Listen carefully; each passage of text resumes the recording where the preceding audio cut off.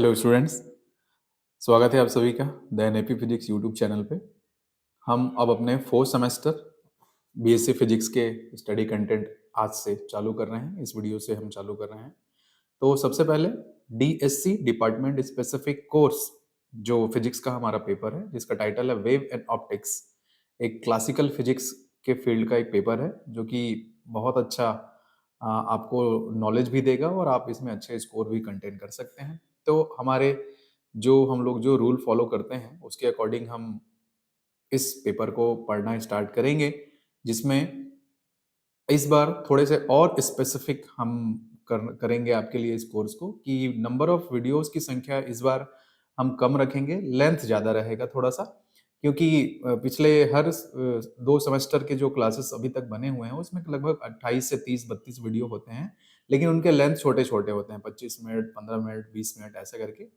हम इसे और स्पेसिफिक करेंगे, बहुत जो प्रोबेबल टॉपिक्स हैं उसको ही कंटेंट करेंगे और जितना कम वीडियो हम बना सकें, एक एवरेज लेंथ का, एक क्लास के लेंथ का जो होता है उस पे रहेंगे, ताकि आपको पढ़ने में, रिवाइज करने में बर्डन फील ना हो और आप जल्दी-जल्दी उस चीज को एक वर्क ऑर्डर बांट के कर सकते हैं। उसके बाद सिलेबस के लास्ट में एक क्विक रिवीजन भी अपन इसमें किया करेंगे। तो सिलेबस वाइज सब्जेक्ट को इस तरह से अपन यूनिट टू यूनिट आगे बढ़ेंगे और हर यूनिट के लास्ट वीडियो के अपलोड होते ही उस यूनिट का नोट्स आपको, जैसे पहले आपको मिलते आया है, व्हाट्सएप चैनल के थ्रू पीडीएफ के माध्यम से आपको मिल जाएगा, जिसको आप अपने पास हार्ड कॉपी प्रिंट आउट करके साइड वाले ब्लैंक पेज पे अपने भी कुछ इनपुट्स नोट करके एक प्रॉपर इस दी एनआईपी फिजिक्स के नोट्स और आपके कुछ अंडरस्टैंडिंग्स को उस पेपर पे लिख के एक अच्छा सा एक स्टडी कंटेंट अपने लिए आप बना सकते हैं। तो इसी रूल को हम लोग फॉलो करते चलेंगे। चूंकि डिफरेंट यूनिवर्सिटीज काम कर रही है स्टेट में और सबके एग्जाम का पैटर्न थोड़ा सा आगे पीछे जरूर रहता है, तो मैं एक रिक्वेस्ट आप सभी स्टूडेंट्स से ये करना चाहूंगा कि आप लोग पैनिक मत होइए। आपके एग्जाम से पहले सिलेबस बिल्कुल कवर होगा, कंप्लीट होगा और अच्छे से अच्छे आपको स्टडी कंटेंट टाइमली मिल जाएंगे। तो आप हड़बड़ाए नहीं कि आपका कोर्स चल रहा है या कुछ है इस तरह से है। आपके एग्जाम में आपको अच्छे परफॉर्मेंस के लिए सारी चीजें हम प्रोवाइड कराएंगे, उसके लिए आप चिंता मत करिए। जिन स्टूडेंट्स के एग्जाम क्लासेस चालू हो गए हैं वो पैनिक में मत आइए। ये यूनिट 1 बहुत जल्दी हम खत्म किया करेंगे, 2-3 लेक्चर्स में, है ना। बड़े बड़े टॉपिक्स, मेन टॉपिक्स को लेके अपन जल्दी जल्दी यूनिट खत्म करेंगे, तो आप परेशान मत होइएगा। और एक बात, इस बार हम लोग कुछ और सब्जेक्ट्स पे भी काम कर रहे हैं। तो देखिए, डीएससी और डीएसई फिजिक्स के तो हम डिटेल में पढ़ेंगे, क्योंकि फिजिक्स का कंटेंट हम इसमें अच्छे से देंगे। और एक पेपर है मैकेनिक्स का, जो कि मैथमेटिक्स में जो लोग इलेक्टिव लेते हैं उनके लिए। तो चूंकि वो फिजिक्स के फील्ड का पेपर है, मैकेनिक्स जो है एक्चुअल में फिजिक्स का एक सब्जेक्ट होता है, तो उससे रिलेटेड भी इंपॉर्टेंट कंटेंट अपन देंगे। अब एक पेपर आता है एब्स्ट्रैक्ट अलजेब्रा, तो उसमें अपन काम कर रहे हैं कि उसमें से इंपॉर्टेंट टॉपिक जो एग्जाम में आपको हेल्प हो सके, उसको अपन कुछ समय पश्चात वो भी आपको डिलीवर करना अपन स्टार्ट करेंगे। तो आज फिलहाल हम लोग डीएससी फिजिक्स, जिसका टाइटल आपको पढ़ने को मिलेगा वेव एंड ऑप्टिक्स, तरंगे और प्रकाशिकी पे पूरी तरीके से आधारित ये पेपर रहेगा। उसके सिलेबस को क्विकली अपन देखते हैं। मैं आपसे एक फाइन रिक्वेस्ट ये जरूर करूंगा कि सिलेबस आप जरूर रखें, क्योंकि कोई भी किताब आइडियली आपके सिलेबस के अकॉर्डिंग नहीं बनी है। तो सिलेबस ही आपके लिए वो सबसे अच्छा रास्ता है जिससे आप अच्छे से अच्छे मार्क्स कंटेन करते हैं। तो सिलेबस को क्विकली अपन 1 to 1 4 यूनिट का यहाँ पे देखते हैं। बाकी हर यूनिट को डिटेल में पढ़ते समय तो हम ये चीज देखेंगे ही कि उस सिलेबस के डिटेल में क्या क्या चीज दिया हुआ है। तो ये टाइटल है पेपर का, जिसका नाम है वेव एंड ऑप्टिक्स, और इसमें आपको कुछ बहुत इंपॉर्टेंट अच्छी अच्छी चीजें पढ़ने को मिलेंगी। फिर से वही आपके इंटरनल आउट और टोटल मार्क्स के जितने पेपर होते हैं उसी स्ट्रक्चर में ये पेपर होगा। तो सबसे पहले हम लोग देखते हैं कि पहले यूनिट का टाइटल है, ये थोड़ा सा एक जीएस के जैसा चीज है, brief biography of CV Raman and with his contribution of field of acoustics and optics. तो ये आपको थ्योरी में मिल जाएगा, कहीं से भी आप गूगल वगैरह करके सीवी रमन जी के बारे में पढ़ लेंगे तो मिल जाएगा। हमारा मेन फिजिक्स यहाँ से चालू होता है, वेव्स इन मीडियम। ठीक, वेव्स इन मीडियम, माध्यम में तरंगों के बारे में। तो मोस्टली मेनली तरंग दो तरीके की होते हैं, एक हम लोग बोलते हैं अनुदैर्ध्य तरंग और एक बोलते हैं अनुप्रस्थ तरंग। तो अनुप्रस्थ तरंग को ट्रांसवर्स वेव बोलते हैं और अनुदैर्ध्य तरंग को लॉन्गिट्यूडिनल वेव बोलते हैं। तो ये दोनों टाइप के वेव का उनके मीडियम पे क्या ट्रांसमिशन होगा, क्या एनर्जी का डिस्ट्रीब्यूशन होगा और क्या उसकी प्रॉपर्टीज होगा, वो इस यूनिट का सार है, जो कि बहुत इंपॉर्टेंट टॉपिक्स अपने पास लेके चलेगा। और फिर साउंड का ही रिफ्लेक्शन, रिफ्रैक्शन और डिफ्रैक्शन, कि साउंड का परावर्तन, अपवर्तन और ध्रुवण कैसे हो सकता है, उस पे क्या चीज है, और सोनार सिस्टम एक एप्लीकेशन है। तो एक अच्छा चैलेंजिंग यूनिट है, पढ़ने में मजा आएगा। और सिलेबस ने आपको इसके लिए 11 पीरियड दिया हुआ है, कि आपका टीचर अगर आपको क्लास में पढ़ाता है तो एक एक घंटे का 11 घंटे में इसको उसको पढ़ाना है। किसको? पहले यूनिट को ना, ध्यान दीजिएगा। तो हम अपने स्टडी प्लेटफॉर्म पे इसको उतना आवर नहीं लेता मैं हर यूनिट को कंप्लीट करने के लिए। बस आप ईमानदारी से उस वीडियो को देखें और नोट्स को पढ़ें तो आपके लिए बहुत अच्छा कमांड बन जाता है। ठीक, तो ये 3-4 क्लास में ये यूनिट मैं खत्म करूंगा। ठीक है, उसके बाद देखिए इंटरफेरेंस। इंटरफेरेंस को हम लोग बोलते हैं व्यतिकरण। प्योरली ऑप्टिक्स का फील्ड है। इसमें अपन को कैसे कैसे व्यतिकरण होता है, वेव्स को, तरंगों को कैसे छोटे छोटे भागों में अपन बांटते हैं, जिसको वेव फ्रंट कहा जाता है। यंग का डबल स्लिट एक्सपेरिमेंट, एक फ्रेजनल बाइप्रिज्म होता है। ठीक, स्टोक का ट्रीटमेंट क्या है। उसके बाद न्यूटन रिंग का एक एक्सपेरिमेंट भी करेंगे आप इस साल अपने लैब में। हैंडिंजर फ्रिंज क्या होता है, तो ये थोड़े से माइकलसन इंटरफेरोमीटर क्या है, इन सब का स्ट्रक्चर थोड़ा सा ये पारंपरिक फिजिक्स से अलग, और optics pure pure pure optics के फील्ड का है, इसलिए लोगों को डिसइंटरेस्ट आता है इसमें। और बहुत सारे क्लासेस में टीचर्स भी इस पेपर को पढ़ाने से बचते हैं। वो नहीं चाहते कि ऑप्टिक्स, क्योंकि उनको उबाऊ लगता है या थोड़ा सा बोरिंग लगता है, या थोड़ा मैं कहूँ सीधी सी बात चैलेंजिंग या टफ भी है। तो यहाँ पे आपको इंटरफेरेंस के जितनी प्रॉपर्टी है लाइट की या वेव की, उसके बारे में अपन पढ़ेंगे। सिमिलरली एक यूनिट हमारा डेडिकेटेड है डिफ्रैक्शन के लिए। डिफ्रैक्शन को हम लोग बोलते हैं विवर्तन। याद रखेंगे, इस पर्टिकुलर यूनिट के लिए भी 12 घंटे उसमें डिस्ट्रीब्यूटेड है ना।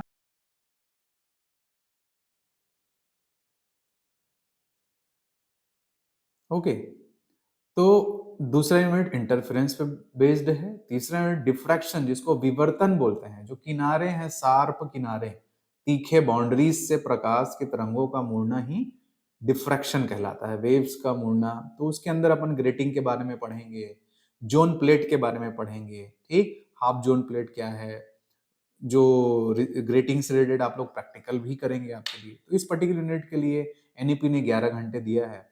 उसके बाद एक प्रॉपर्टी प्रकाश की पोलराइजेशन होता है, जिसको ध्रुवण बोलते हैं। मतलब हम लोग डिफरेंट काइंड ऑफ एम्पलीट्यूड्स को, इंटेंसिटीज को पोलराइट करके डिटैच करते हैं, लाइट के वेव से अलग करते हैं, बांटते हैं, उसकी इंटेंसिटी कम करते हैं। तो वो सारा चीज पोलराइजेशन आ जाएगा, कैसे काम करेगा, कैसे, कौन कौन से इंस्ट्रूमेंट्स हैं जिससे हम पोलराइज कर सकते हैं, और किस किस तरह का पैरामीटर इसमें यूज होगा, वो सारा इस यूनिट में पढ़ने को मिलेगा। तो इस तरह से टोटल 11 क्लास यहाँ पे दिया हुआ है। ठीक, तो पोलराइजेशन, तो एक तरह से देखा जाए तो 45 घंटे का ये कोर्स है। 11, 11, 12 और 11, मतलब टोटल 45 घंटे तक आपका टीचर आपके कॉलेज में आपको पढ़ाएगा, तब ये सिलेबस एनईपी के अकॉर्डिंग खत्म होनी चाहिए। मैं इस पूरे पेपर को 10 से 12 घंटे में खत्म करूंगा। ठीक, पूरे इंपॉर्टेंट टॉपिक्स को लेते हुए 10 से 12 हमारा टारगेट है। 1-2 घंटे आगे पीछे हो सकते हैं, तो बहुत ज्यादा कम टाइम इन्वेस्टमेंट में ये पूरा पेपर हो जाएगा। और अगर 12 से 15 घंटे तक में हम लोग इसको कंप्लीट करते हैं, और पूरे इस एक सेमेस्टर भर में, है ना, जो 6 महीने या 4 महीने का आपका सेमेस्टर है, इस पूरे सेमेस्टर भर में अगर आप इस पर्टिकुलर पेपर को 15 घंटे भी नहीं दे पा रहे हैं, तो फिर आप बहुत बिजी पर्सन हैं, आपके लाइफ में टाइम की बहुत कमी कमी है, मैं ऐसा बोल सकता हूँ। तो भाई उतना तो इन्वेस्ट आपको करना पड़ेगा, कि 45 के जगह अगर हम लोग 15 घंटे का भी कंटेंट बनाते हैं, और उसको अगर आप ईमानदारी से देखते हैं और फिर उससे रिलेटेड नोट्स से अपना काम करते हैं, तो फिर आपके मार्क्स अच्छे आने से फिर कोई नहीं रोक सकता, है ना। आप बहुत बेहतर मार्क्स अपने एग्जाम में कंटेंट करेंगे। तो ये सब प्लानिंग है, पढ़ने से पहले प्लानिंग बहुत जरूरी है। विदाउट प्लानिंग पढ़ना सिर्फ एक अंधेरे में तीर चलाने जैसा है ना। तो अब जब यूनिट वाइज यूनिट ये चालू होगा, तो फिर एक एक टॉपिक वाइज टॉपिक में सिलेबस को आगे लेते चले जाऊंगा। आपसे रिक्वेस्ट है कि आप जरूर जरूर जरूर ये सिलेबस अपने पास रखें। ठीक है। तो ये एक छोटा सा क्विक इंट्रोडक्शन था इस हमारे पेपर का, DSC wave and optics physics का। आज इसी फ्लो में मैं यूनिट नंबर 1 स्टार्ट कर रहा हूँ आप लोगों के लिए, जिसका टाइटल वेव्स इन मीडियम है, और जिसमें से सबसे इंपॉर्टेंट महत्वपूर्ण topic speed of transverse wave on uniform string. एक डोरी में या धागे में अनुप्रस्थ तरंग कैसे चलती है, उसका मैथमेटिकल फॉर्म क्या होता है, वो सारी चीजों के बारे में आज हम लोग इस पहले क्लास में आज हम लोग स्टडी करेंगे। ये बहुत इंपॉर्टेंट टॉपिक है, गिन के 4-5 टॉपिक ही हैं जो कि और लगभग सभी इंपॉर्टेंट है। ठीक है, तो अब इसको आगे बढ़ाते हैं हम लोग सिलेबस को। चलिए, ओके स्टूडेंट्स, तो सबसे पहले थोड़ा सा वेव्स का बेसिक आपको मैं बता दूं, बहुत ज्यादा नहीं बताऊंगा आपको, मैं समझता हूं कि आपको सबको पता है, आप बीएससी दूसरे साल पे हैं और वेव्स वगैरह बहुत छोटे क्लासेस से पढ़ते आ रहे हैं, तो बहुत ज्यादा उस पर टाइम पास नहीं करेंगे अपन। वेव्स है क्या? तो वेव है सीधी सीधी सी बात, एनर्जी का ट्रांसफॉर्मेशन है। ठीक, एनर्जी मीडियम में एक जगह से दूसरे जगह जाती है, उसको ही वेव बोलते हैं सिंपल तरीके से। जैसे तालाब में पत्थर आप मार देते हो तो वेव जो जनरेट होकर चले जाता है, या धागे को किसी एक सिरे से बांधकर, रस्सी को बांधकर दूसरे सिरे को पकड़ के ऊपर नीचे करने से एक लहरदार आकृति जो बनती है वो वेव है। तो वेव का एक इस तरह से स्ट्रक्चर होता है। तो वेव हमारे मीडियम के अकॉर्डिंग दो प्रकार का होता है। एक हम लोग बोलते हैं अनुप्रस्थ तरंग, और एक बोलते हैं हम लोग अनुदैर्ध्य तरंग। ठीक, तो वेव कहने का तात्पर्य है कि किसी ओरिजिन पॉइंट से वेव निकलकर एक मीडियम में आगे की ओर ट्रांसफर होता है। तो इस तरह से मतलब ये कहते हैं कि जब एनर्जी माध्यम में चलती है तो माध्यम के जो कण हैं अपने माध्य स्थिति के दोनों ओर कंपन करने लगते हैं और एनर्जी को ट्रांसफर करते हैं। ठीक है, तो ये जो डायग्राम बना है इस तरह से, वेव इस तरह से जो चल रही है, ये अपने आप में एक अनुप्रस्थ तरंग को या ट्रांसवर्स वेव को निरूपित करता है। जैसे मैं कहूं कि धागे को यहाँ से बांध के इधर से पकड़ के कोई अप एंड डाउन करेगा तो इसी टाइप की आकृति मिलेगी। ठीक, तो यहाँ पे जब वेव का ये प्रोपगेशन होता है तो वाई एक्सिस में इसके डिस्प्लेसमेंट को अपन डिनोट करते हैं और एक्स एक्सिस में इसके प्रोपगेशन को डिनोट करते हैं, मतलब इसके संचरण को, है ना। अब वेव से संबंधित कुछ छोटी छोटी परिभाषाएं हैं जो आपको पता है, मुझे पता है ना, आप जानते हैं इस चीज को, उसके लिए आपको चिंता नहीं करनी है। तो अगर वेव चलते हुए पॉजिटिव एक्सिस पे, याद रखेंगे ये वाई एक्सिस की पॉजिटिव साइड है, ये वाई एक्सिस की नेगेटिव साइड है। तो पॉजिटिव एक्सिस पे वेव चलते हुए जो हायर डिस्प्लेसमेंट प्राप्त करता है उसको हम लोग आयाम बोलते हैं। तो उसको क्या बोलते हैं जी? एम्पलीट्यूड बोलते हैं। ठीक, सिमिलरली ये नेगेटिव एक्सिस पे भी हायर वैल्यू पाएगा। आवर्तकाल मतलब एक चक्र पूरा करने में, वन वाइब्रेशन कंप्लीट करने में जो टाइम लगता है उसको आवर्तकाल बोलते हैं। एक सेकंड में जितनी ऑसिलेशंस वो करता है उसको फ्रीक्वेंसी बोलते हैं। फेज मतलब कला, जिस तरह से जिस दिशा में वो चलता है, जिस तरीके से वो वाइब्रेट करता है उसको फेज बोलते हैं। मतलब अगर वाइब्रेट कर रहा है तो कितने डिग्री पे, 30 डिग्री पे वाइब्रेट कर रहा है, और चूंकि पार्टिकल्स या माध्यम में बहुत सारे कण होते हैं तो कणों का एक समूह होता है। तो फेज कहने का मतलब है कि कोई पार्टिकल किस तरीके से अपने आप को वाइब्रेट कर रहा है, पर्टिकुलर एंगल पे, पर्टिकुलर पोजीशन पे। तो सिमिलरली यहाँ पे इसका मेन कंसेप्ट एंगल का है, तो उसे हम लोग कहते हैं फेज, जिसको फाई से डिनोट करते हैं। तरंग दैर्ध्य, तो अधिकतम आयाम को, पॉजिटिव एक्सिस में जो अधिकतम आयाम होता है उसको श्रिंग कहा जाता है, या इंग्लिश में क्रस्ट कहा जाता है। और नेगेटिव एक्सिस में जो अधिकतम आयाम होता है उसको गर्त कहा जाता है या थ्रॉक कहा जाता है। तो सिंपल परिभाषा ये है कि दो क्रमागत श्रृंगों या दो क्रमागत गर्तों के बीच की दूरी को तरंग दैर्ध्य बोलते हैं, या फिर पॉजिटिव एक्सिस में दो मैक्सिमम एम्पलीट्यूड्स के बीच की एवरेज दूरी को हम लोग तरंग दैर्ध्य कहते हैं। ठीक, तो ये लगभग बेसिक है, आप जानते हैं इस चीज को। तरंग चाल, वेव स्पीड, जिस स्पीड से वो आगे जाता है। तरंगाग्र मतलब वेव फ्रंट, मतलब सेम प्रॉपर्टी रखने वाले कणों के समूह से बने हुए तरंग को तरंगाग्र कहते हैं। आगे और डीप में आपको पढ़ने को मिलेगा। ये बेसिक परिभाषाएं आप कोई भी किताब जब पढ़ना शुरू करेंगे तो ये डिटेल में दी गई रहेगी। आप पहले से जानते हैं इन चीजों को, इसलिए मैं इसे बहुत ज्यादा समय जाया नहीं कर रहा हूं। तो ये एक डायग्राम जो हमारा रहा वो अनुप्रस्थ तरंग का था, है ना। और एक डायग्राम हमारे पास अनुदैर्ध्य तरंग का है। तो अनुप्रस्थ तरंग एक ऐसी तरंग है जिसको ट्रेवल करने के लिए मीडियम की आवश्यकता नहीं होती। ठीक, इसके लिए ये अनुप्रस्थ तरंग है, इसके लिए मीडियम की आवश्यकता नहीं है। ठीक है, तो 1 सेकेंड, ठीक है, तो मीडियम की आवश्यकता नहीं है, मतलब नो मीडियम रिक्वायर्ड इसके लिए। और एक अनुदैर्ध्य तरंग होती है हमारी, ठीक, अनुदैर्ध्य तरंग जिसको हम लोग बोलते हैं लॉन्गिट्यूडिनल वेव। तो इसका सिंपलेस्ट एग्जांपल है हमारा स्प्रिंग। तो जो स्प्रिंग होता है अपने आप में वो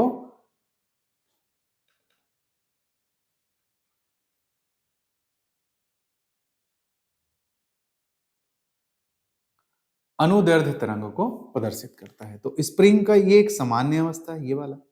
और स्प्रिंग को अगर एक जगह से खींच के अगर आप छोड़ देते हैं तो उसके उसमें उसके लंबाई के लंबवत वाइब्रेशंस होते हैं। तो वाइब्रेशंस होते हैं तो कुछ जगह पे वो सघन, कुछ जगह पर विरल, कुछ जगह पे सघन, कुछ जगह पे विरल, सघन, विरल, ऐसा वो आकार इस तरह से लेता है। तो इस स्थिति में, ऐसी स्थिति में जो सबसे पास पास वाली जगह होते हैं उसको हम लोग बोलते हैं कंप्रेशन, हिंदी में हम लोग बोलते हैं संपीड़न। और जो चीजें दूर दूर होती हैं उसको बोलते हैं रेयरफेक्शन या फिर विरलन बोलते हैं। ठीक, तो ये भी चीज आप जानते हैं। सिमिलरली यहाँ पर दो संपीड़नों के बीच की दूरी तरंगदैर्ध्य कहलाएगी, दो विरलनों के बीच की दूरी तरंगदैर्ध्य कहलाएगी। इसमें भी फ्रीक्वेंसी रहेगा, इसमें भी एम्पलीट्यूड रहेगा, इसमें भी फेज रहेगा। बस इसके लिए ये चीज जरूरी है कि इसके लिए मीडियम रिक्वायर्ड है। अनुदैर्ध्य तरंगों के ट्रेवल करने के लिए मीडियम की नेसेसरी है। बिना मीडियम के अनुदैर्ध्य तरंग ट्रेवल नहीं कर सकता। ठीक, निर्वात में जैसे इसका सिंपल एग्जांपल साउंड वेव। तो ये तो बेसिक हुआ। ठीक, अपन ज्यादा इस पे काम नहीं करेंगे, बेसिक इंट्रो जो होता है वही वही चीज है। अब मैं सबसे इंपॉर्टेंट जो इसके लिए जो हमारा टारगेट है पढ़ने का, उससे रिलेटेड कुछ चीज अपन को जानना है, उस पे आ रहा हूं। हमको मैथमेटिकली वेव इक्वेशन के बारे में जानना है कि एक मैथमेटिकली वेव जब मीडियम में ट्रेवल करता है तो उसको मैथ्स के इक्वेशन में कैसे अपन रिप्रेजेंट करेंगे। ये एक कंसेप्ट है जिसको आपको ध्यान में रख के चलना है, जिससे ही आप आगे के अपने मेन टॉपिक को सॉल्व कर सकते हैं। तो सपोज हमारे पास यहां पर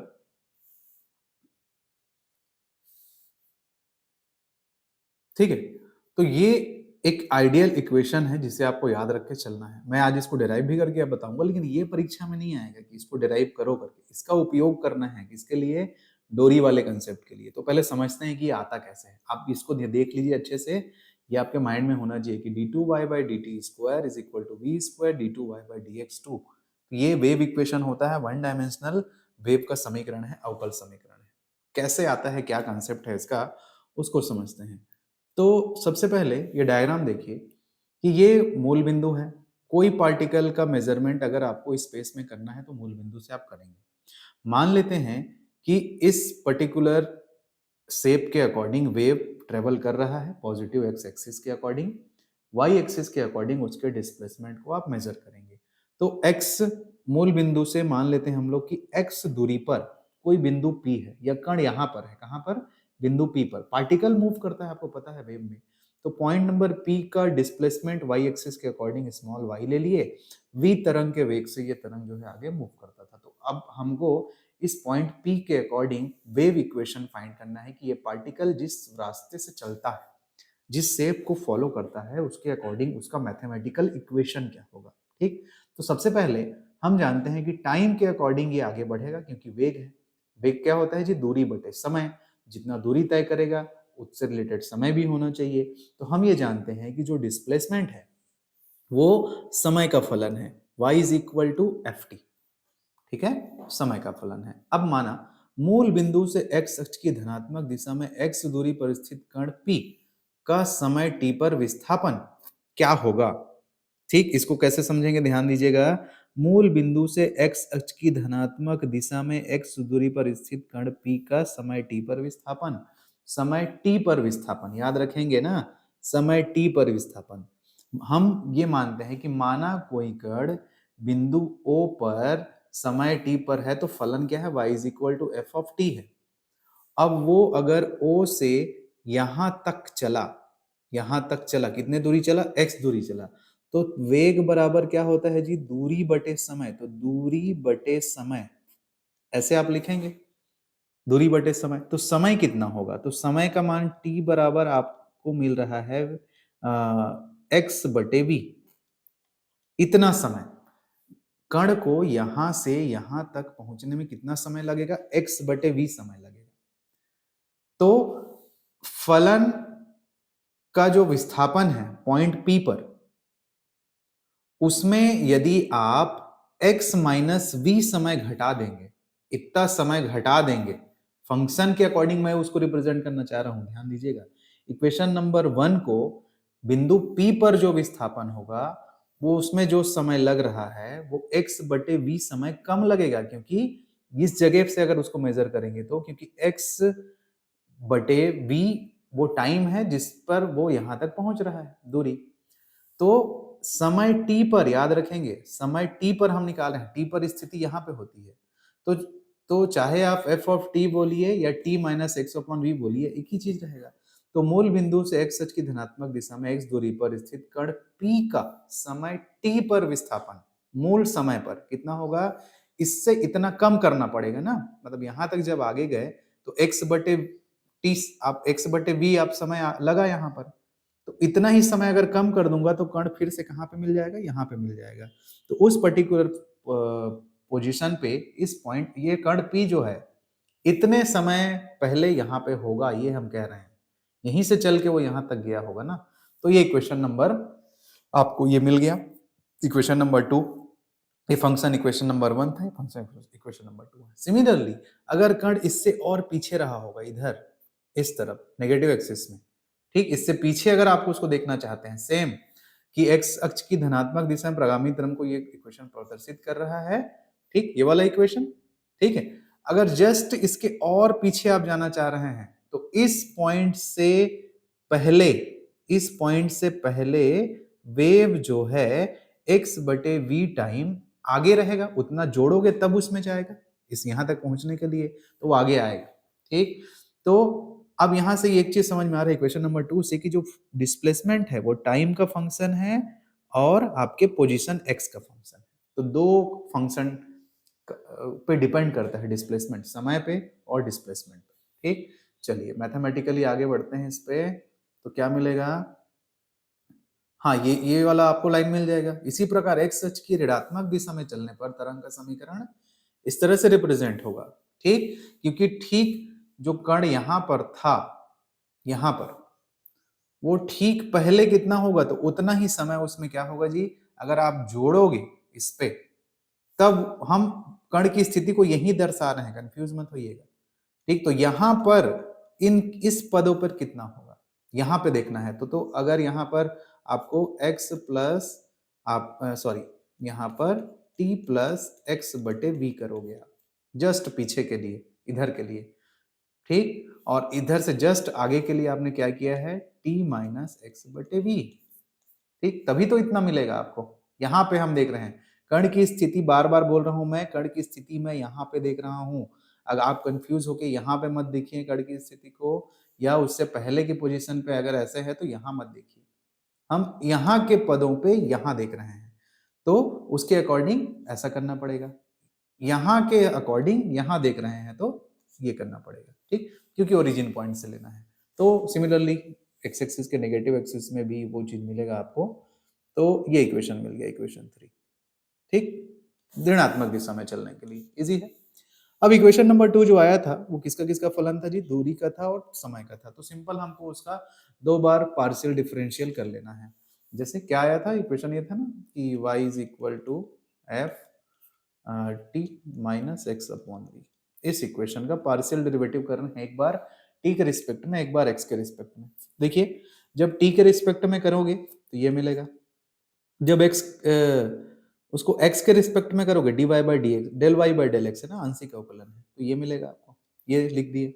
del y by del x is equal to function का f dash t minus x बटे वी और माइनस एक्स बटे वी का x का 1 माइनस 1 अपॉन वी आएगा, जो कि बाहर लिखा गया है। इस पर्टिकुलर इक्वेशंस का फिर एक बार अपन पार्शियल डेरिवेटिव करेंगे, तो इसका फिर से पार्शियल डेरिवेटिव करोगे तो एफ डबल डेस इतना हो जाएगा। इस पर्टिकुलर थिंग का फिर से पार्शियल डेरिवेटिव करोगे तो माइनस 1 अपॉन वी और आएगा एक बार, जो कि बाहर आके प्लस 1 अपॉन वी स्क्वायर हो जाएगा और f double dash t minus x upon v, ये मिल गया। ठीक, तो क्या क्या रिजल्ट, यहां से कुछ रिजल्ट मिलेगा आपको निष्कर्ष, और इस डबल डेरिवेटिव वाले पोजीशन से कुछ निष्कर्ष मिलेगा। क्या है वो महत्वपूर्ण निष्कर्ष, उसको समझिए कि इक्वेशन नंबर IV से क्या निष्कर्ष निकलता है। ध्यान देंगे आप कि यहां पर इतने की वैल्यू हम पुट कर सकते हैं क्या जी, dy बाई डी टी। तो क्या मिला, ये तरफ था del Y upon del X, ये वाला del Y upon del X, ये वाला is equal to minus one upon B, और इतने की जगह del Y upon D T. मतलब del Y upon D T is equal to minus B del Y upon del X. तो अब ये है क्या क्या चीज, तो del y by D T क्या चीज है, कण का वेग है, समय के सापेक्ष विस्थापन में परिवर्तन, माइनस वी क्या है, तरंग का वेग है, और गुणा del y by del x क्या है, विस्थापन दूरी वक्र का ढाल, प्रवणता, वाई अपॉन एक्स प्रवणता है। ठीक है, ठीक है। तो क्या रिजल्ट पता चला कि कण का वेग, नॉट वेव, तरंग का वेग नहीं, पार्टिकल का वेलोसिटी क्या होगा, उस एक पार्टिकल का जो होगा उस वेव के वेलोसिटी और डिस्प्लेसमेंट वर्क कर्व के स्लोप के मल्टीप्लाई के बराबर होगा। मतलब किस ढाल से वेव आगे बढ़ रहा है, डिस्प्लेसमेंट स्लोप समझ रहे हैं ना, यही है dy बाय dx, इसका स्लोप जो रहेगा वो। तो किस तरह से ये स्लोप है, उस पर्टिकुलर पार्टिकल का, एक कण का अगर आप स्पीड चाहोगे तो फिर वो v माइनस में v इंटू इतने के बराबर आप करोगे तब मिलेगा। एक रिजल्ट ही आया है, आगे और क्लियर हो गया ये चीज। दूसरा, डबल डेरिवेटिव वाला क्या रिलेशन देगा, डबल डेरिवेटिव में भी देखिए इतने के जगह इस पर्टिकुलर इक्वेशन में मान रख दोगे आप, क्या लिखोगे, del two Y by D t, del T square, है ना। तो देखिए ये आप ऐसे रख दोगे del two Y by del T square, और इसको जमा दोगे कि del two Y by del T square is equal to we square del two Y by del x square. इसी को एक विमीय तरंग का अवकल समीकरण कहते हैं। ये डिराइव होके आया है, आपको आपके अभी मैंने जो डेरिवेशन डिराइव किया है वो आएगा पेपर में, ऐसा जरूरी नहीं है, लेकिन ये ध्यान में आपको रहना चाहिए। मैं जब भी बोलूं कि एक विमीय तरंग का अवकल समीकरण कैसे होता है तो आपको ये ध्यान होना चाहिए। तो चूंकि ये द्वितीय घात का अवकल समीकरण है, और हर अवकल समीकरण का मैथ्स में हम लोग जानते हैं कि एक हल होता है, तो इसका हल इस तरह से हमको प्राप्त होता है। इसे याद करके चलेंगे अपन कि y is equal to F1 t minus x बटे V plus F2 t plus X बटे वी, ताकि ये वेव दोनों तरफ चलता है, एक्स एक्सिस में भी चलता है और वाई एक्सिस में भी चलता है। तो क्या रिजल्ट आता है कि किसी बिंदु पर नियत कण का संपूर्ण विस्थापन जो टोटल वाई है वो दो तरंगों के कारण होता है, जिसमें से एक तरंग एक्स अक्ष की धनात्मक दिशा में जाता है, ये वाला पार्ट, और दूसरा एक्स अक्ष की ऋणात्मक दिशा में जाता है, ये वाला पार्ट। तो इन दोनों से मिलके एक particular wave equation differential form में हमको मिलता है। तो आपको ये दोनों याद होना चाहिए आगे के लिए ना। मैंने इसको डिराइव किया है, कंसेप्ट है पार्टिकल की पोजीशन को ओरिजिन पे दिखाने के लिए उस पर्टिकुलर समय को जोड़ते और घटाते हैं, ताकि आप उसको आगे मीडियम में किसी पॉइंट पे निकालें या पीछे मीडियम में किसी पॉइंट पे निकालें। तो बस एक सिंपल कंसेप्ट है, आप जरूर एक बार इसको करके जरूर देखे रहिएगा, है ना। तो ये तो इंपॉर्टेंट हो गया। कुछ उदाहरण कि वेव इक्वेशन दिखता कैसे है, तो अगर साइनसोइडियल है तो ऐसा दिखेगा, कोणीय वेग के कंसेप्ट में है तो ऐसा लिख सकते हैं। अब चूंकि कोणीय वेग और आवृत्ति और तरंग दैर्ध्य वेग में क्या संबंध है, ये सब छोटे क्लासेस में आपने पढ़ा है। इन सब के रिलेशन से इस पर्टिकुलर इक्वेशन को ऐसा भी लिख सकते हैं। तो ये अलग अलग फॉर्म है, आगे आएगा तो समझ में आएगा आपको। तो यहाँ तक आपने ये दो चीजें जान ली होंगी कि एक विमीय तरंग का अवकल समीकरण ऐसा दिखाई देता है, और अगर उसका हल हम करें, सॉल्व करें उसको, तो इस तरह से दो फंक्शंस के कॉम्बिनेशन से वो मिलता है कि complete displacement is equal to function of F1 plus function of F2 something positive axis and for the negative axis travel. ठीक है, अब मैं आपके इस सिलेबस के सबसे जो एग्जाम के लिए प्रोबेबल ये आने के लिए बहुत ज्यादा इंपॉर्टेंट टॉपिक है, अब उसको अपन ले रहे हैं ना। ठीक, तो सबसे पहला टॉपिक हमारा यहाँ पे according to our syllabus most important topic ये आ जाएगा कि एक अनुप्रस्थ तरंग ट्रांसवर्स वेव एक यूनिफॉर्म स्ट्रिंग में कैसे ट्रेवल करता है, ट्रेवल करता है तो किस तरह से एनर्जी का डिस्ट्रीब्यूशन होता है, किस तरह से एनर्जी का डिस्ट्रीब्यूशन होता है तो किस तरह से साउंड्स बनते हैं। एक्चुअल में speed of transverse wave on a uniform string का एग्जांपल क्या हो गया, गिटार है, वायलिन है, सितार है, जितने भी तार वाले जितने भी म्यूजिकल इंस्ट्रूमेंट्स हैं जिससे डिफरेंट डिफरेंट फ्रीक्वेंसी की साउंड्स मिल निकलती हैं, उसका उसके पीछे का फिजिक्स ये आपको समझाएगा। ठीक, तो परीक्षा में किस तरह से आता है जी कि समरूप डोरी या तार में अनुप्रस्थ तरंगों की चाल का व्यंजक ज्ञात कीजिए तथा कंपन की विधाओं को विस्तार से समझाइए। Find the expression for the speed of transverse wave on a uniform string and also explain the different kinds of harmonics, ठीक, और different kind of types of vibration. तो इस तरह से आपको एग्जाम में ये क्वेश्चन दिखने वाला है। ठीक, कैसे स्टार्ट करेंगे इसको बनाना, बहुत पेशेंस, आपको थोड़ा सा दिमाग शांत रखना है।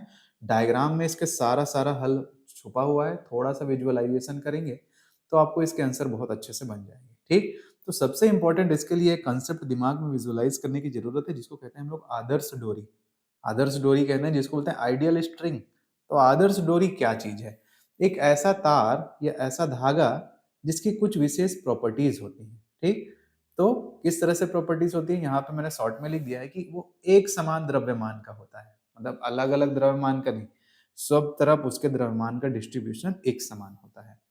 नग उसको आदर्श डोरी को ना तान बांध के रखते हैं। गिटार विटार देखे हैं आप लोग, दो धागे दो पॉइंट्स के बीच में कसे होते हैं, बंधे होते हैं, तो इतना तनाव बल उसमें, पर्याप्त तनाव बल होता है कि उसमें गुरुत्वीय प्रभाव का कोई फर्क नहीं पड़ता। ग्रेविटी की वजह से वो झूलता नहीं, लूज नहीं रहता, एक स्ट्रेट टाइट बंधा रहता है। तो उसमें पर्याप्त तनाव रहना चाहिए और गुरुत्वीय प्रभाव बिल्कुल भी नगण्य रहना चाहिए उसमें। ठीक, कंपन के दौरान लंबाई में अपरिवर्तन होना चाहिए। जैसे गिटार को बजाओगे तो आप उसके वो मेन पोजीशन के दोनों ओर उसके तार वाइब्रेट करेंगे, तो वाइब्रेट होगा या कंपन होगा तो उस दौरान उसके लंबाई में परिवर्तन और विवर्तन नहीं होना चाहिए ना भाई, वो अपने मूल रूप में ही बना रहना चाहिए। एक प्रॉपर्टी ये है।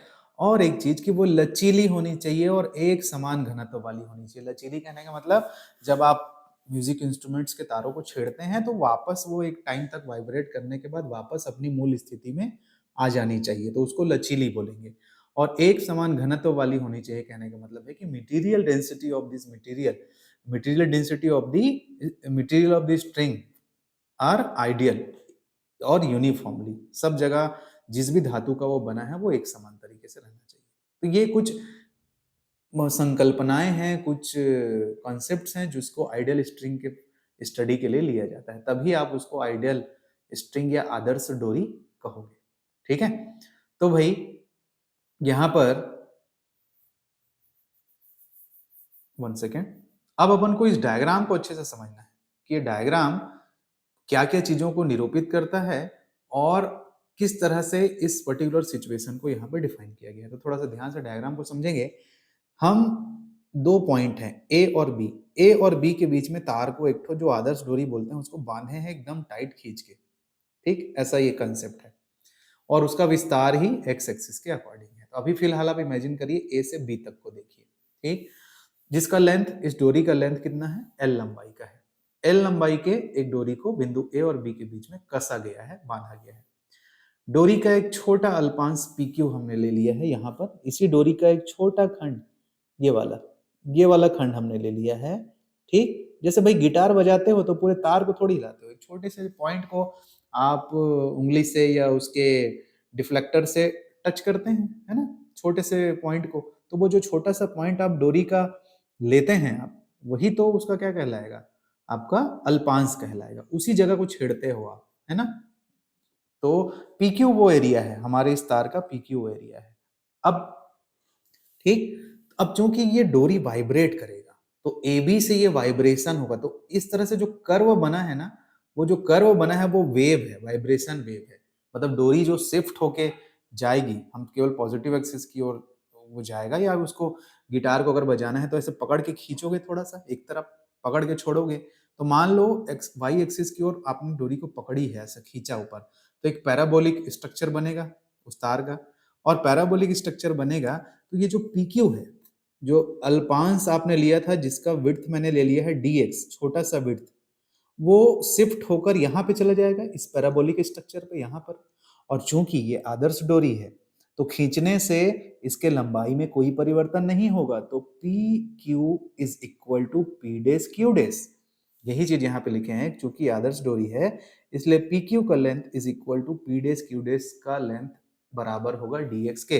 रबर नहीं है, रबर अगर होगा और उसको स्ट्रेच आउट करोगे तो ये अल्पांश की लंबाई बढ़ जाएगी, लेकिन ये एक आइडियल स्ट्रिंग है, उसमें ऐसा चीज नहीं होगा। क्लियर है? अब P तथा Q पर अनुप्रस्थ विस्थापन क्रमशः y और y प्लस dy है। अनुप्रस्थ विस्थापन इस दिशा में, P पॉइंट y तक डिफ्लेक्ट हो गया और Q पॉइंट ये डेल y हो गया, ये दूरी छोटे सा ये वाला दूरी यहां तक का, और यहां से यहां तक y था तो ये टोटल जुड़कर total deflection y plus del y हो गया। ये टोटल है ना, ये dy है।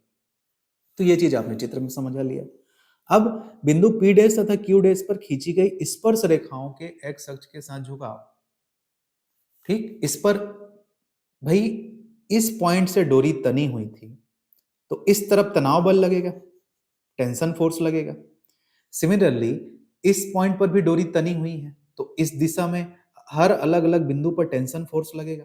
हर बिंदु पर ना, जैसे यहाँ पॉइंट है, यहाँ पॉइंट है, यहाँ पॉइंट है, अलग अलग पॉइंट्स अगर हैं ऐसे, तो हर जगह पर टेंशन फोर्स इस तरफ काम करेगा, इस तरफ काम करेगा। तो बिंदु P पर जो टेंशन फोर्स काम करेगा वो स्पर्श रेखा के अनुदिश काम करेगा, तो ये T हो गया, ये जो डिफाइन किया। ठीक, तो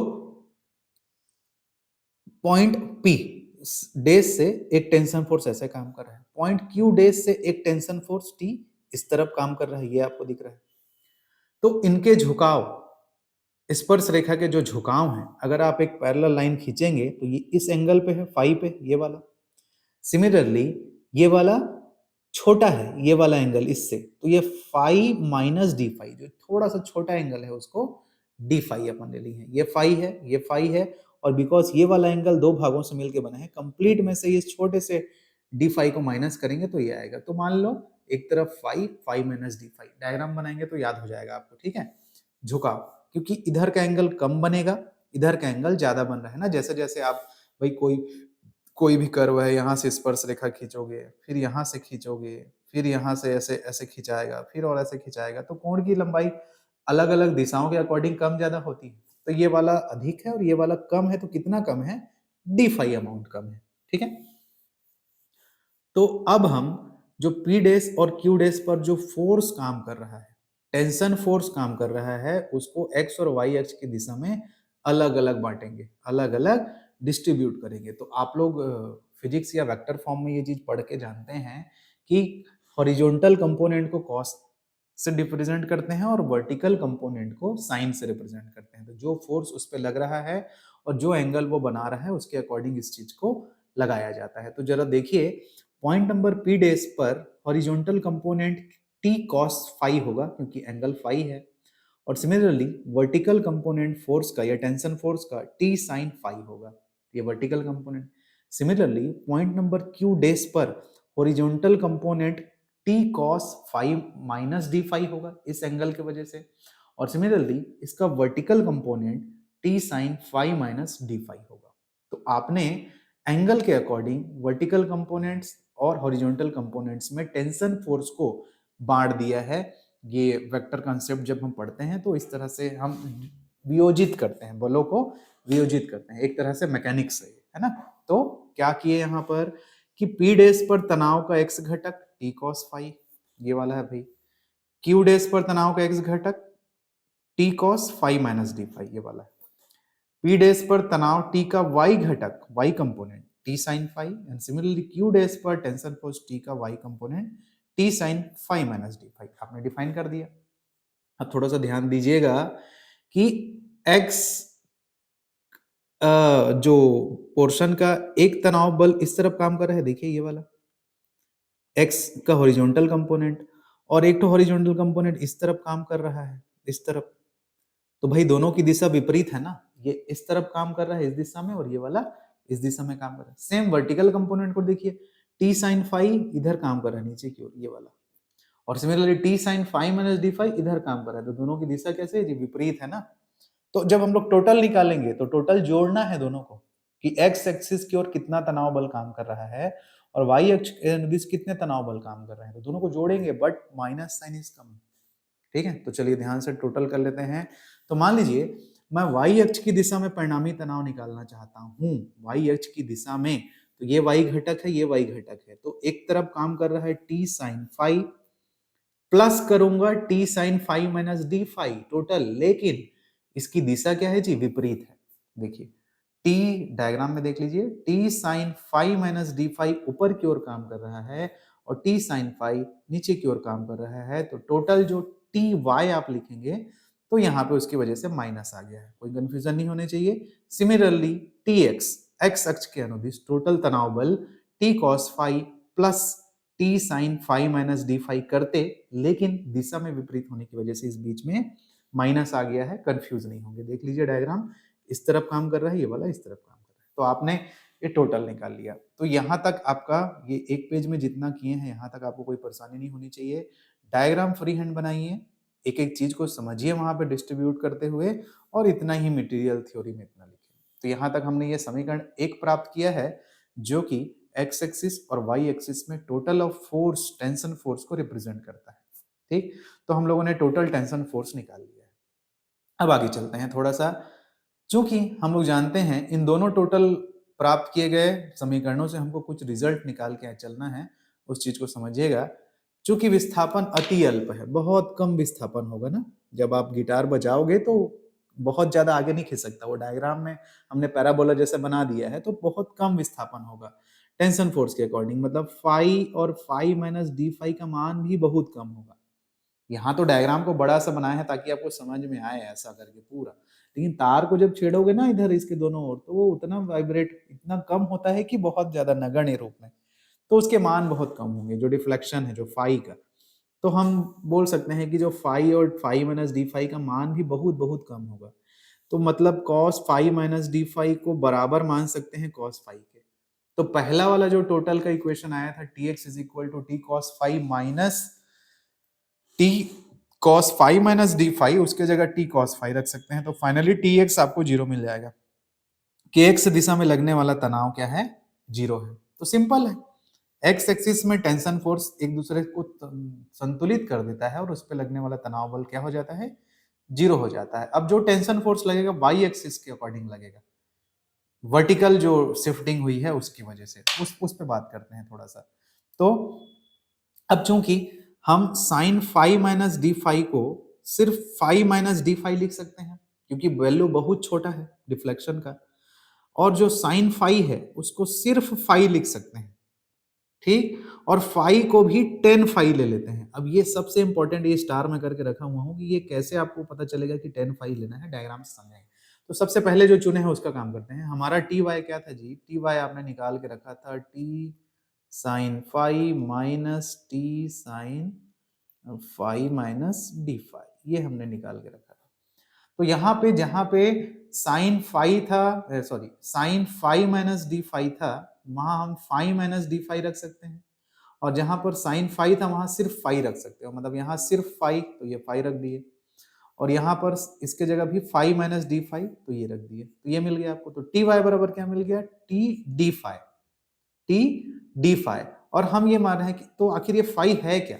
अब फाई देखिए, फाई कहाँ बन रहा है, ये देखिए ये एक त्रिभुज बना हुआ है, मैं थोड़ा सा कलर चेंज करता हूँ आपके लिए ताकि अच्छे से समझ में आए हमको। चलिए देखते हैं, यहां पर एक त्रिभुज बना हुआ है, ये वाला, यहां बन रहा है फाई आपका स्पर्श रेखा के अनुसार, ये वाला।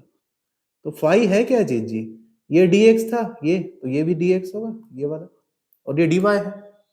तो फाई है क्या, इस पर्टिकुलर समकोण त्रिभुज में लंबटे आधार dy बाई dx, तो फाई है क्या हमारा dy बाई dx, और dy बाई dx मतलब कहने का मतलब क्या है जी, tan थीटा लंब बटे आधार। ठीक, तो इस पर्टिकुलर डायग्राम में अगर आप tan थीटा अप्लाई करते हैं तो वो फाई को रिप्रेजेंट करेगा। तो वही चीज यहाँ पे हमने किया है कि जो फाई है वो एक्चुअल में क्या चीज है, tan फाई है डायग्राम से। तो एक तो ये रिलेशन मिला। अब इसलिए T Y is equal to T D phi था, तो फाई की जगह tan फाई। ठीक, और जो कि वो जो tan फाई है वो है क्या चीज, dy बाई dx है, डायग्राम में अभी मैंने निकाला। तो finally T Y is equal to T D D del Y upon del X मिल गया, D Y upon D X मिल गया। इस डिफरेंशियल ऑपरेटर को थोड़ा सा सेट करोगे, dx का ऊपर गुणा dx का नीचे गुणा करोगे, जमा दोगे ऐसा, तो फाइनली आप T Y is equal to T del Y upon del X two D X आपको मिल जाएगा, एक मेन इक्वेशन आपको मिल जाएगा। तो टी एक्स पे टोटल टेंशन 0 मिला और टी वाई पे जो ट्रीटमेंट करके आपको मिला वो इक्वेशन नंबर 3 मिला। ठीक है, तो चलिए आगे बढ़ते हैं, यहां तक आपको कोई कठिनाई नहीं होनी चाहिए इसको सॉल्व करने से। आगे अब इस जो टेंशन फोर्स है, इस तनाव बल के कारण डोरी के अल्पांश पी डेस क्यू डेस में कुछ एक्सेलरेशन डेवलप होगा। भाई जब गिटार को बजाते हैं तो वाइब्रेट होता है तो वेग में परिवर्तन होगा ना, अब वेग में परिवर्तन होगा तो त्वरण उत्पन्न होगा, तो वो त्वरण मान लो कितना होगा, d2y/dt²। वाई एक्सिस के अकॉर्डिंग आपने ऐसे डायग्राम बनाए हैं, ऐसे इधर आप वाइब्रेट करा रहे हो तो वाई एक्सिस के अकॉर्डिंग उसमें क्या होगा, टाइम के अकॉर्डिंग d2y/dt² एक्सेलरेशन डेवलप होगा। ठीक, तब न्यूटन के सेकंड लॉ के अकॉर्डिंग फोर्स का नियम क्या बोलता है, m इंटू ए, मास इंटू एक्सेलरेशन। तो डोरी का अल्पांश p डेस q डेस का द्रव्यमान और उसमें जितना त्वरण उत्पन्न हो रहा है वो त्वरण। तो द्रव्यमान कितना होगा, मान लीजिए पूरे डोरी का द्रव्यमान m है और छोटे से अल्पांश का भाग का डिस्टेंस विड्थ कितना था, dx, तो dx गुना m, तो m dx हमारा द्रव्यमान हो गया। और त्वरण कितना उत्पन्न हो रहा है, d2y/dx2, तो ये हो गया इक्वेशन नंबर 4। ये किस चीज को रिप्रेजेंट कर दिया, फोर्स को। अब हम ये जानते हैं कि टोटल बल कितना है जी, टोटल फोर्स क्या है हमारे पास, टोटल तनाव बल, कुल तनाव बल कितना था, tx प्लस ty होगा, लेकिन tx तो 0 मिल गया है, तो टोटल तनाव बल ty के बराबर होगा इक्वेशन नंबर 3 से, क्योंकि tx तनाव बल 0 हमने प्राप्त कर लिया है ऊपर में।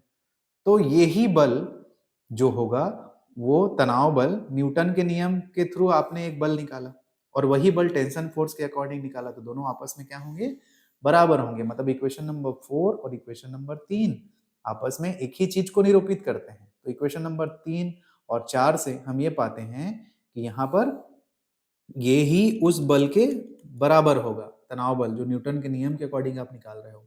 तो F is equal to T Y, तो वैल्यू पुट कर दोगे, T del two Y by del x square D X is equal to Newton law का जो रूल है, तो ये मिल जाएगा आपको। ये रख दिया आपने दोनों पक्षों में मान, देखिए dx कैंसिल आउट हो जाएगा, del two Y by del T square is equal to T by M del two Y by del x square. और फाइनली जब आप इसको सेट आउट करेंगे इक्वेशन नंबर 5 को, चूंकि हम लोग जानते हैं कि एक विमीय तरंग का अवकल समीकरण, अब ये जो मैं बोला स्टार्टिंग में कि आपको याद करके चलना है, ठीक, कि del two Y by del T square is equal to we square del two Y by del x square से जब इसकी तुलना करोगे आप, तो आप ये पाओगे कि जहां वी स्क्वायर होता है तरंग समीकरण में, वहां पे टी बटे एम आया है। और फाइनली v का मान अंडर रूट टी बटे एम, जहां t क्या है, टेंशन फोर्स है, ठीक, टेंशन फोर्स है, और आपका ये वाला m क्या है, डोरी का द्रव्यमान है। तो ये वेग का सूत्र है, एक आदर्श डोरी में जो स्ट्रिंग का वेग का सूत्र होता है v बराबर टी बटे एम, तो ये हमने डराइव करके निकाल लिया। तो ये एक अनुप्रस्थ तरंग के लिए आपने अवकल समीकरण स्थापित कर लिया। अब इस अवकल समीकरण का हल क्या होगा जी, हल क्या होगा इस पर्टिकुलर अवकल समीकरण का हल, वो जो याद किए थे फॉर्मूला, बस उसके अकॉर्डिंग व्यापक हल y बराबर f1 t माइनस x बटे v होता था, है ना, तो x बटे v की जगह हम क्या रखेंगे, अंडर रूट टी बटे एम, देखिए क्योंकि v का मान t बटे एम आया है, ये देखिए। और सिमिलरली इस तरफ f2 t प्लस x बटे अंडर रूट टी बटे एम, तो ये दो भाग मिल गए, जहां f1 और f2 दो फलन है जो कि क्रमशः x अक्ष और माइनस x अक्ष की ओर संचरित तरंग को प्रदर्शित करते हैं। तो एक भाग यहां तक हो गया। अगर आपसे क्वेश्चन पूछता है कि अनुदैर्ध्य तरंग के वेग का सूत्र ज्ञात कीजिए एक आदर्श डोरी में, तनी हुई डोरी में, तो यहां तक निकाल के बताना है।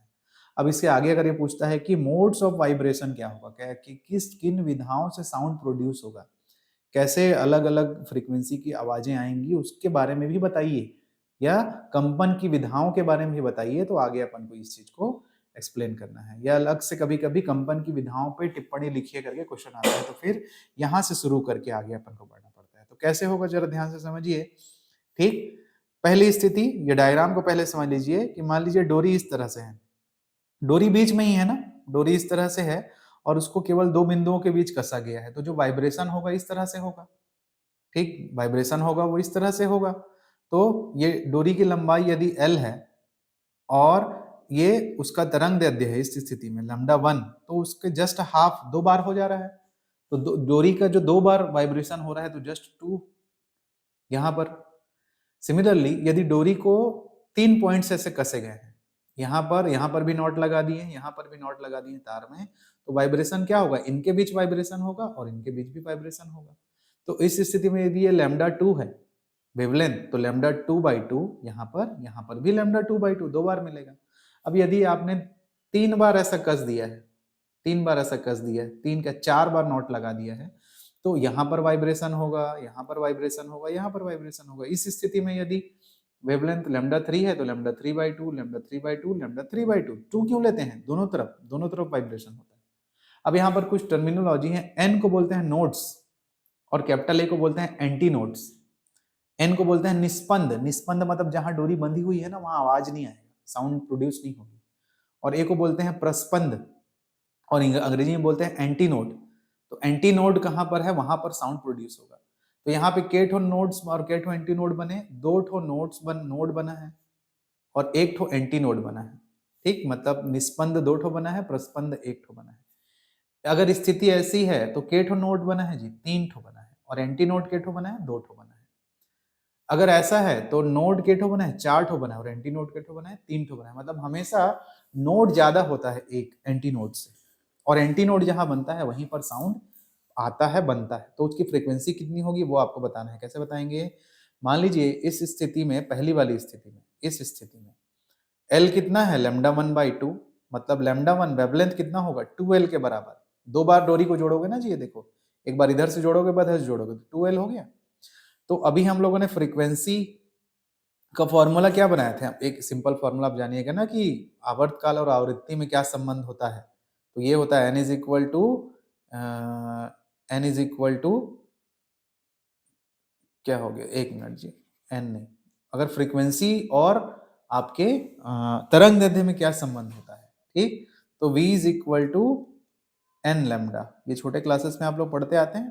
ठीक, तो यहाँ पे इसको डिस्ट्रीब्यूट कर दीजिए, पहली फ्रीक्वेंसी वेलोसिटी पहला वेवलेंथ के अकॉर्डिंग, तो n1 is equal to v बटे लैम्डा 1 होगा और लैम्डा 1 की वैल्यू कितनी है, 2L, तो v बटे 2L। और अभी तो हम लोग सॉल्व करके निकाले हैं, v आता कितना है डोरी के लिए, v आता है डोरी के लिए √T/m, है ना। तो ये वैल्यू आपने पुट कर दिया, तो n1 का मान फर्स्ट फ्रीक्वेंसी, जब डोरी सिर्फ 2 जगहों से बंधी हुई है, तो n1 is equal to 1/2L T/m under root में आता है। इसको हम लोग बोलते हैं फंडामेंटल फ्रीक्वेंसी। ये वो मूल आवृत्ति कहलाती है, मतलब डोरी सिर्फ 2 सिरों से बंधी हुई है, उसको आप वाइब्रेट कराएंगे तो जो साउंड प्रोड्यूस होके आएगा वो इस पर्टिकुलर फॉर्मूले से रिप्रेजेंट किया जाएगा, जिसको फंडामेंटल ऑफ फ्रीक्वेंसी कहते हैं, जिसको प्रथम सन्नादी या फर्स्ट हार्मोनिक भी कहा जाता है।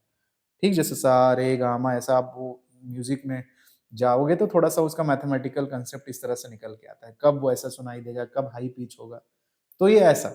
अब मान लो डोरी को हम लोग 3 जगहों से बांध दिए, एक और लास्ट में तो बंधा ही था, बीच में और एक ठो नट लगा दिए, तो इस तरह से हो गया। तो इस तरह से हो गया तो क्या होगा जी, लैम्डा 2/2 2 बार वाइब्रेशन होगा यहाँ पर, तो 2 गुना ना 2 लैम्डा 2/2, 2 लैम्डा 2/2 आएगा। कैसे, तो दूसरे कंडीशन देखिए, लैम्डा 2 बराबर 2L/2, 2L को और 2 भाग में बांटो, देखो यहाँ पर, ये देखो, ये L और ये L, तो ये 2L था, 2L/2 था। अब यहाँ पर वही चीज और 2 बार, जो 2L था उसको और आधा बांट दिए हैं, तो यहाँ पे कैसे लिख दिया इसको, lambda 2 is equal to 2L/2, मतलब L का मान 2 lambda 2/2।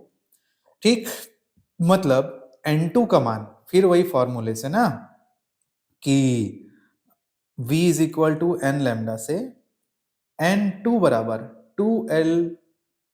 2/2L under root v के जगह क्या रखोगे, अंडर रूट T/m, और फाइनली आप देखेंगे तो 2 इंटू 1/2L, ये जो मान है ये वाला, ये तो पहले हार्मोनिक के बराबर है। तो N2 is equal to 2N1, मतलब जब आप ऐसा बांध देते हो, एक और नट लगा देते हो, तो इनके वाइब्रेशन से जो फ्रीक्वेंसी जनरेट होगी वो पहले वाले के वजह से जो फ्रीक्वेंसी जनरेट होती थी उससे जस्ट डबल रहेगी, उसका साउंड टोन कैसा रहेगा, डबल रहेगा। आप गिटार या कोई भी म्यूजिकल इंस्ट्रूमेंट होगा उसको देखिएगा, जिसमें नट से ज्यादा लगे रहते हैं उसमें बहुत फाइन आवाज आती है, और जिसमें कम नट लगे रहते हैं, जो उसमें डिस्टेंस ज्यादा रहता है, उसमें मोटी आवाज और कम साउंड आता है। तो इसमें फ्रीक्वेंसी बढ़ गई इसमें वेव बनने की। ये चीज हमने दिखाया कि सेकंड कंडीशन में आपकी जो फ्रीक्वेंसी N2 इज इक्वल थी 2 गुना N1 थी। सिमिलरली थर्ड कंडीशन में जाएंगे तो आप पाएंगे कि ये इस कंडीशन में वेवलेंथ जो है 3 भाग में टूट गया है। 3 भाग में डोरी की लंबाई उतनी ही थी, लेकिन आपने 2 जगह से नट लगा दिया है। तो फाइनली आपको कुछ इस तरह से कंडीशन मिलेगा, λ3 इज इक्वल टू 2L को 3 भाग में बांट दिया आप। जो डोरी की लंबाई 2L थी वो 3 भाग में बढ़ गई, मतलब L इज इक्वल टू 3λ3/2। फिर से उसी फॉर्मूले V is equal to n λ से आपको N3 इज इक्वल टू ये मिलेगा, तो ये मिलेगा। अच्छा, एक नाम भी देते हैं जी इसको, चूंकि उत्पन्न स्वरक की आवृत्ति मूल स्वरक की आवृत्ति से कितनी है जी, डबल है। फंडामेंटल साउंड से जस्ट डबल है, इसलिए इसको क्या बोलते हैं, फर्स्ट ओवरटोन बोलते हैं, फर्स्ट ओवरटोन। और इसी को क्या बोलते हैं, सेकंड हार्मोनिक बोलते हैं। सिमिलरली जब आगे इसको सॉल्व करोगे आप ऐसे करके, तो ये 3 गुना पहले का मिल जाएगा। ठीक, तो मतलब इस प्रकार यदि डोरी को अगर हम लोग पी खंडों में कंपन कराएं, मतलब नट पे कई सारे नट अगर आप लगा दिए हो, तो उसकी जो आवृत्ति होगी पहले के उतनी गुनी होगी। जो पहला फर्स्ट फ्रीक्वेंसी निकलता है उसका उतना गुना हो जाएगा। मतलब पहले में अगर साउंड जितना आ रहा है, 2 नट लगा दोगे जस्ट डबल हो जाएगा। 2 जगह से 3 जगह से खंड हो गया तो उसके जस्ट ट्रिपल हो जाएगा, साउंड का तीखापन बढ़ जाएगा। और n गुना कर दोगे तो n गुना उसका साउंड जो है बहुत तीखा हो जाएगा। तो जितना कम वो दूरियों से बंधा रहेगा उतनी तीखी आवाज उसमें से आएगी, शार्प साउंड आएगी। इसी को मोड्स ऑफ वाइब्रेशन या सन्नादी या ओवरटोन कहते हैं, इसको थर्ड ओवरटोन कहते हैं। तो इस प्रकार हम ये समझते हैं कि एक तनी हुई डोरी में सम और विषम दोनों प्रकार के सन्नादी हार्मोनिक्स उत्पन्न होते हैं, क्योंकि n of p is equal to Pn1 आया है। मतलब N1 N2 2N1 3N1 4N1 5N1 ऐसा आएगा।